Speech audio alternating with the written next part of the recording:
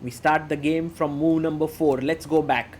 Pragg started with b3, e5, bishop b2, knight c6, e3, knight f6, knight f3 and e4. He brings his knight to d4. He's playing against I am Yap Kim Steven. Bishop takes d4.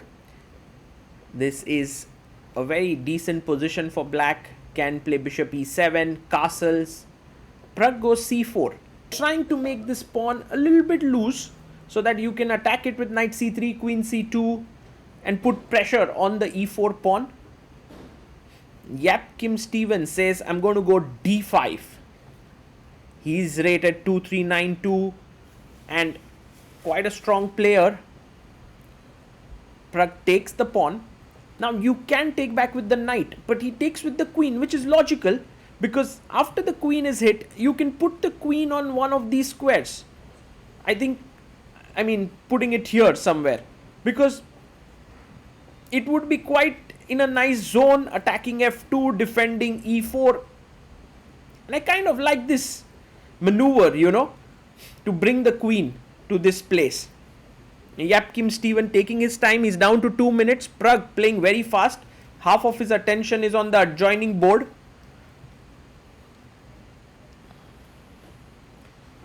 And it often happens when you play a player like Praggnanandhaa, you are under pressure. Queen c2 played. Now one of the threats is to take and then pick up this pawn on e4. That would be a good idea. So Yap Kim Steven has to do something about the e4 pawn. Imagine if he castles here.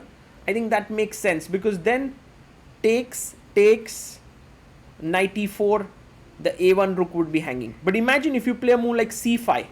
Then I have bishop f6, knight e4, because there's knight d6 check. Oh, but he goes knight g4. He's threatening a check here. And what he's saying is, if you play knight e4, I'm going to take knight f2. So if you take here, the queen is hanging. Very interesting tactical play by Yap Kim Steven. But now you see there's one small thing to note.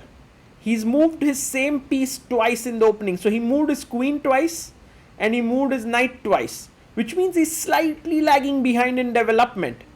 And f2 pawn is hanging, so Pragg can actually push pawn to d3 and defend this pawn. Yes, he does that. He takes, and now bishop d3, and now suddenly all of Pragg's pieces are well developed. Yap Kim Steven in small trouble. So he goes queen h5.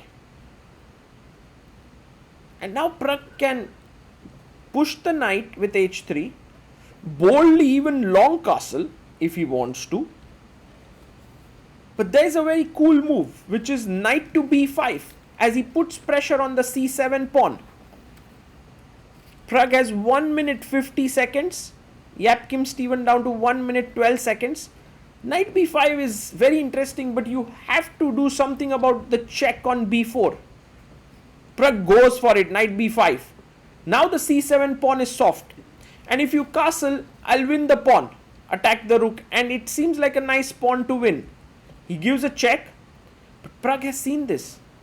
He doesn't go back to c3. He simply moves his king to f1. Look at that, king f1.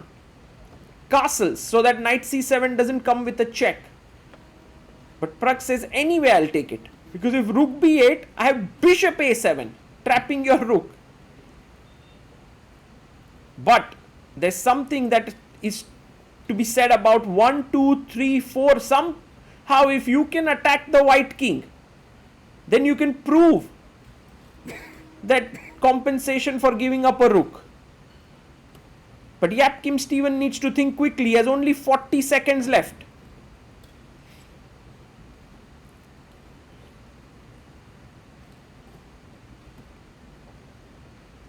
He takes on h2. And now the forced move, king g1. Bishop d6 played. Now what kind of a move is this? Can Pragg take on a8? It's a free rook, but are there any checks, takes, queen g5, but king f1? That looks fine.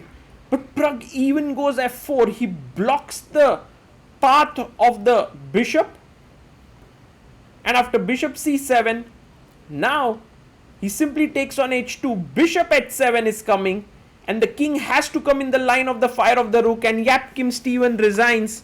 A very, very quick win for Praggnanandhaa in just 18 moves. And that's what happens when you don't develop your pieces quickly and keep your king in the center, move your pieces twice in the opening.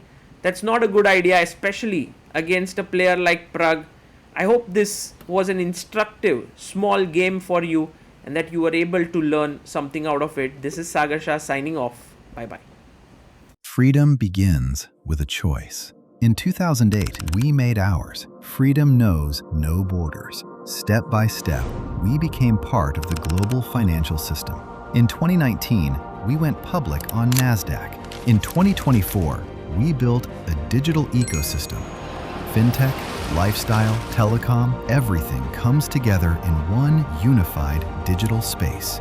Today, freedom is a system that shapes markets. $2 billion in annual revenue, $9.3 billion market capitalization, 11 million customers, 11,300 plus employees, 230 offices worldwide. Freedom begins with a choice, and every day we make it again. Freedom Holding Corp. One ecosystem, many possibilities.